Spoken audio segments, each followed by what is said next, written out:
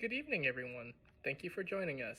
My paper is titled LA Metro and LA Trade Tech College's Joint Apprentice Programs, Best Practices and Improvements. The subject addresses the difficulties public transportation agencies are having to find skilled rail vehicle technicians. In order to fill this knowledge gap, LA Metro and LA Trade Tech have partnered to create an apprenticeship program. These positions are filled by internal hires that have some or little knowledge of rail vehicle maintenance.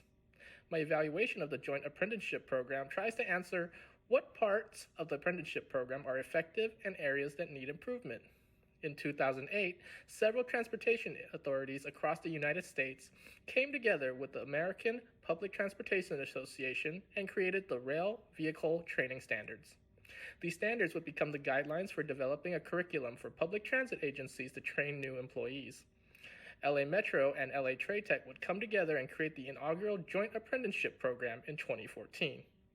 Using a combination of documents and interviews to discover best practices used in the program, found the idea of splitting up the cohort into two groups, allowing for year-round training, using simulators in place of physical assets, and dynamic visual aids to better help students understand tougher subject matters in the classroom environment. There are areas for improvements needed in the program, such as the need to communicate, which has issues in the political atmosphere that has stalled curriculum updates and revisions. Furthermore, to add a tiered certification system to cultivate a learning environment that is currently absent at LA Metro.